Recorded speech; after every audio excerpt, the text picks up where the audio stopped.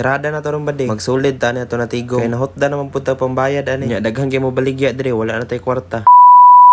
Nya gipagawas din nato atong secret weapon dire mga bade. Mauni atong sulidan. Mao din ang gitawag dire sa muag kulon. Ambot lang pud sa uban ug usay tawag sila ani. Maghuman nato dayong iyabo para masugdan na nato og spray og kalayo. Syempre bago ta mo spray og kalayo, plitoon sa nato ni mga materyales ani. Speaking of materyales mga bade, kana mga gasolina bade ba, borax, aksido. Kailangan kay nato na sa mga bade kay mo na panghinlo sa atong bulawan. Kay once na hinlo kay imong bulawan, mahal kay nagdawat. Biskan ning ani lang ning kalayo ani mga bade, pasaka init gihapon ni dire sa mga naong. Okay rag naong na baga-baga mga bade kay di badutlan. Nya naabtan tag 15 minutes dire mga bade, nagpapulit ta kay init ta sa tong naong. Dili pag giday ta bagag naong mga bade, kay nakadulot pa mang init sa tong naong.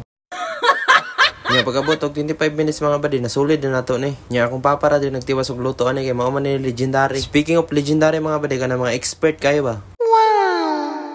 Pagkahuman na nagsulit mga bade, butang din na siya dito sa aksido para mawala to yung mga hugaw. Speaking of hugaw mga bade, germs. Mana siya germs? Ito to yan.